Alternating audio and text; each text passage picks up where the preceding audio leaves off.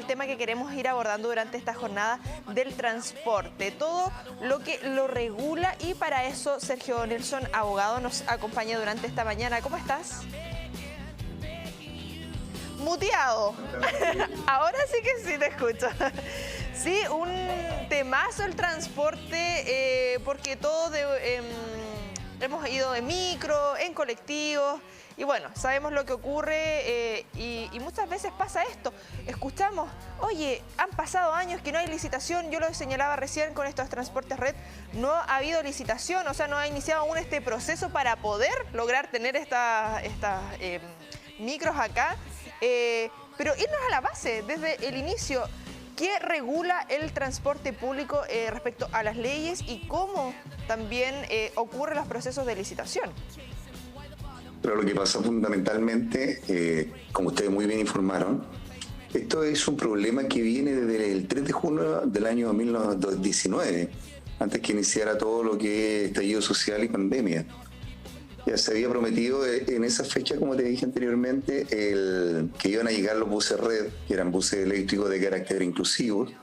Después, el 14 de agosto de 2020, quedaba la incógnita, ¿qué pasaba con eso? ¿Por qué no llegaban? ¿Cuándo iban a llegar? Después, el 25 de febrero del 2022, que aún no había licitación para los buses red. Ya ese es un cuestionamiento que hasta el día de hoy continúa, ya hasta el 2 de marzo del 2022, porque aún no ha pasado nada con los buses red y no se sabe todavía, no hay nada concreto con eso, que eran aproximadamente 25 buses que iban a entrar en circulación, iban a cubrir, como ustedes bien dijeron, una ruta determinada, como una especie de marcha blanca, y después iba a hacerse posteriormente el proceso normal.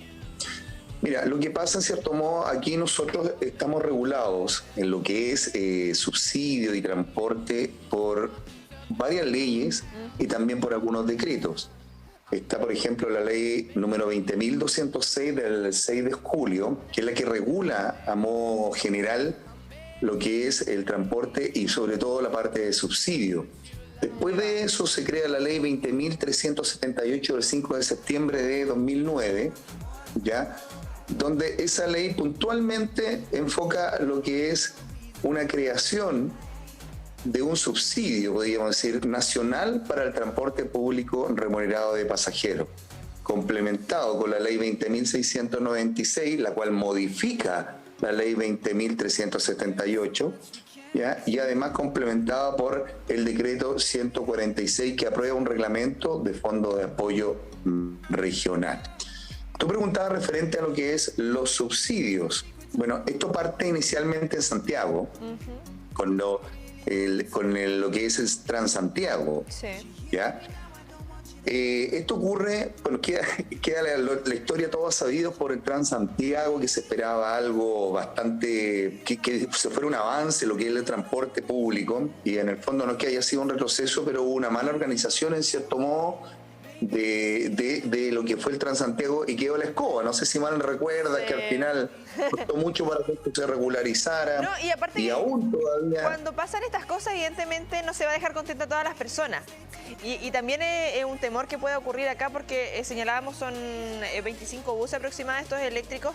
Evidentemente la idea es descongestionar las calles, entonces van a haber menos micros en circulación, cambian los recorridos, y claro, se genera ahí un movimiento más complejo para la ciudadanía en general, y que lo que uno espera es que esto nos facilite nuestros recorridos habituales. Claro, en el fondo lo que buscan las leyes, lo que busca el subsidio, es que lo que acabas de decir tú, de que haya mayor facilidad para traslado, mayor posibilidad de menos congestión. Claro. Buscan varios que todo esto progrese, y por lo general, al poner marcha blanca, en vez de haber un progreso, esto a veces ocurre un retroceso. Claro. ¿Ya? Vamos a contar así a grosso modo la historia para que les quede más o menos claro qué pasó con el Transantiago y cómo se reflejó en las regiones, sobre todo en nuestra región, con lo que es las famosas licitaciones, ¿ya? Porque todo parte con un problema de financiamiento del Transantiago. Ahí empieza todo, ¿ya? Como hubo problemas de financiamiento, se tramitan dos leyes. Y así esa necesidad de destinar esos recursos para Santiago, perdón, y paralelamente que esos recursos fueran destinados a las regiones del país. La primera ley, como te dije anteriormente, la ley 20.206, promulgada en el año 2007. ¿Qué es lo que define esa ley? ¿Ya? Es una compensación al subsidio de Transantiago los fondos disponibles para la inversión regional a través del Fondo Nacional del Desarrollo administrado por la SUDERE. Y aquí se aumenta el subsidio en un 20%.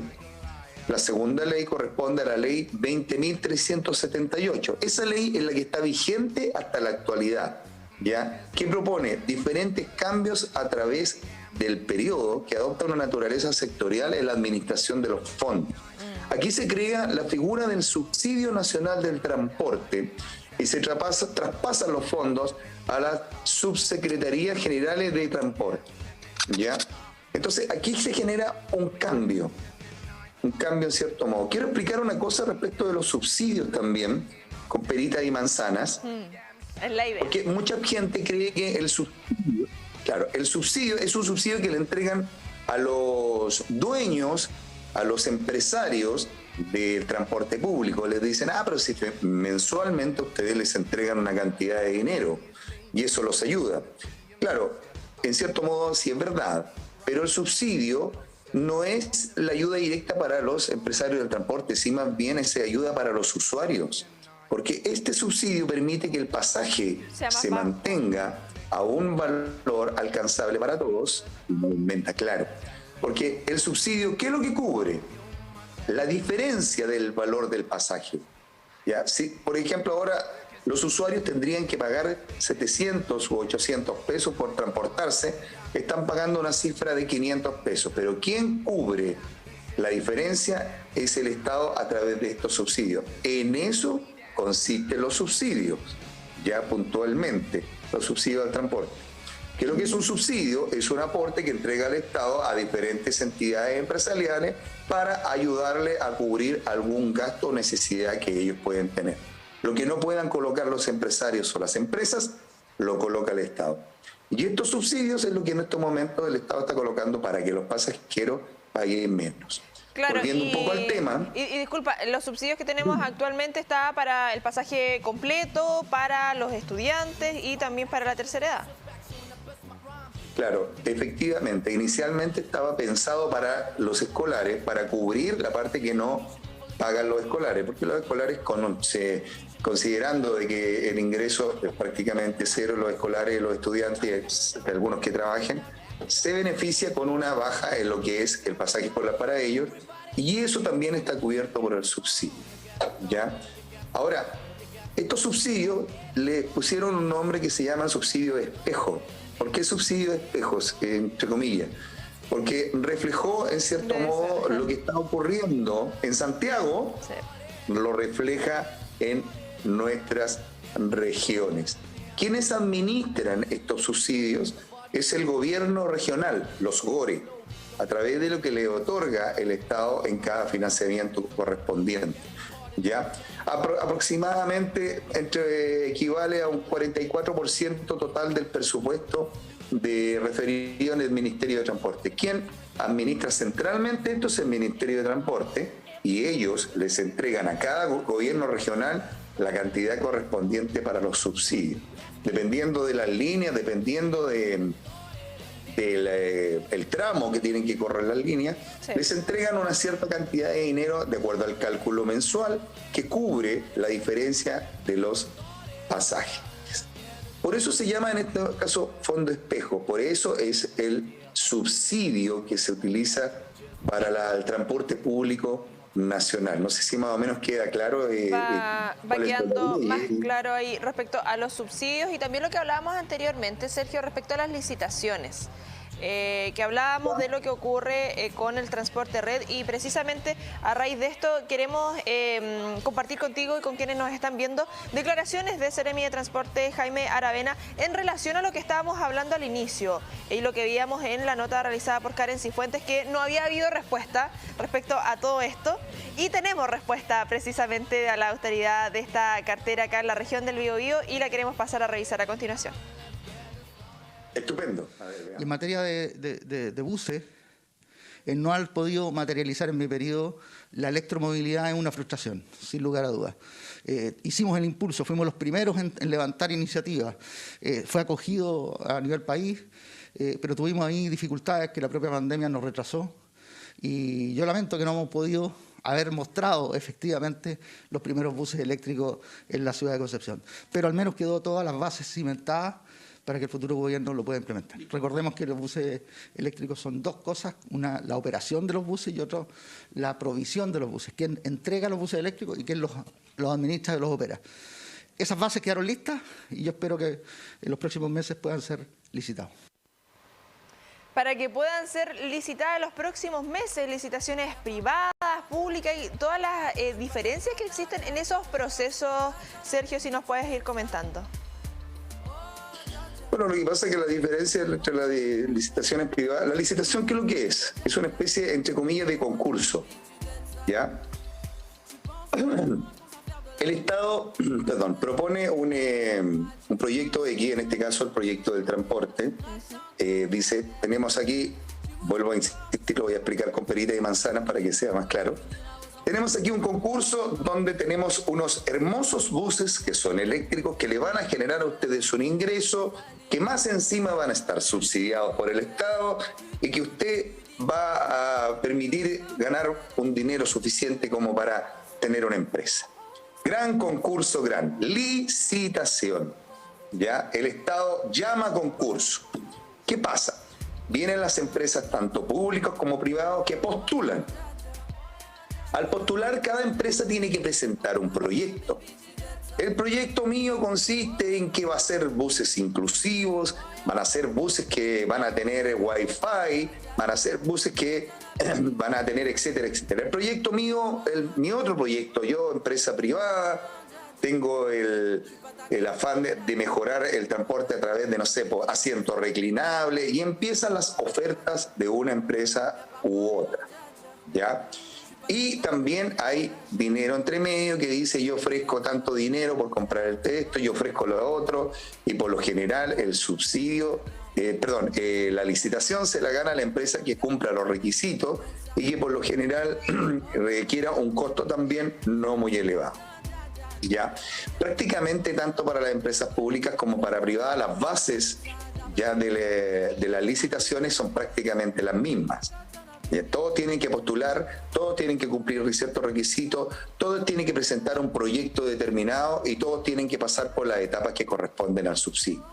La empresa que el Estado considere que cumpla los requisitos o que realmente cumpla lo que proyecta, va a ser la que se gana, en este caso, la licitación y se gana el proyecto de transporte. Si el proyecto disculpa. No te preocupes, si es el teletrabajo.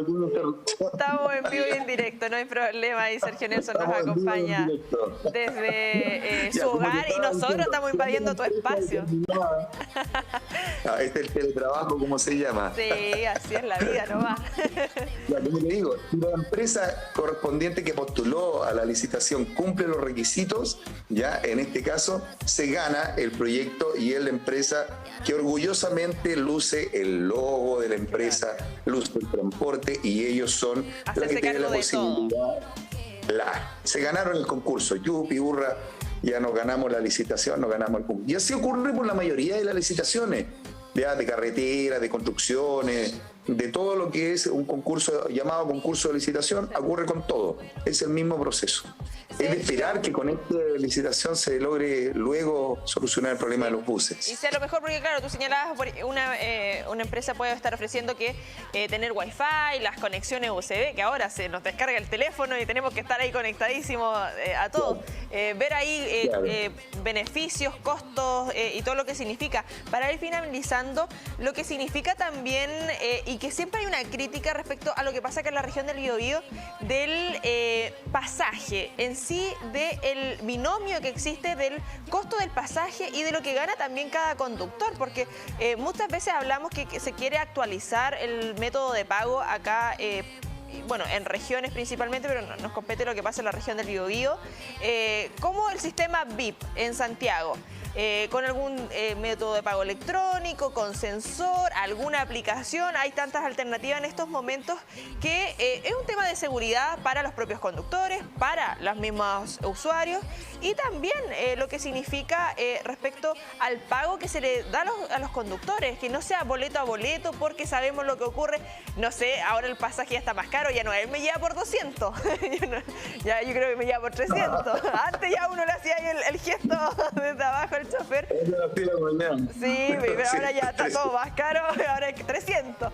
Pero, claro, ¿cómo se va dando este binomio respecto al costo de los pasajes? Tú hablabas anteriormente del subsidio, que claro, nos beneficia a los usuarios, que paguemos un poquito menos respecto a cómo va subiendo, porque sabemos que tiene que ver con temas de benzina, también de las mismas licitaciones de cómo hay que mantener las máquinas, porque en estos momentos acá no, ¿para qué nos vamos, como se dice en buen chileno, nos vamos a estar pisando la cama entre superhéroes, viéndonos la suerte entre gitanos? Si el transporte calidad no tiene, comodidad para qué hablar, seguridad mucho menos, seguridad en cuanto a impacto, en caso de algún accidente, y seguridad en caso de robo, lo que significa, hemos visto cuántos videos de hechos que ocurren acá en nuestra zona, y bueno, el sinfín de problemáticas, que por eso también es un tema tan importante el del transporte, lo que quisimos abordar durante esta jornada. Claro, mira, en cierto modo, dices tú, sería ideal aquí instaurar un sistema VIP, pero no es solamente una cosa que se quiere instaurar o no, porque los propietarios del transporte, los empresarios del transporte también están un poco reacios a ese sistema. A ellos no, porque si no ya se hubiese instaurado hace rato acá, pero los empresarios del transporte no les gusta ese sistema, la mayoría de ellos no están de acuerdo, ellos prefieren, porque parece que no es total la ganancia en relación a lo que ellos ganan, porque no reciben la totalidad. Entonces, ahí está la pelea. Ahora, referente a lo que cortan boletos, sí, está bien, ellos reciben un porcentaje de acuerdo a los boletos, pero hay muchas técnicas que usan también los choferes del transporte para hacerse a veces un sueldo aparte, claro, le dicen no las siempre palomitas o el conductor es el mismo solventar dueño. De alguna u otra manera esa falencia. Y también los empresarios del transporte a veces se quejan de que los choferes no siempre les dan el 100% de lo que realmente les ingresó. Es todo un juego y todo una especie de gato y ratón, o sea, cómo te encuentro, cómo te pillo, sí, cómo lo hago. A los choferes se les paga un sueldo determinado, pero a veces también el sueldo no es lo suficiente y ellos de alguna u otra manera tienen que generar. Y paralelamente, los empresarios del transporte se quejan de que los choferes no llegan a cancelar todo el total de lo que se hizo en el recorrido.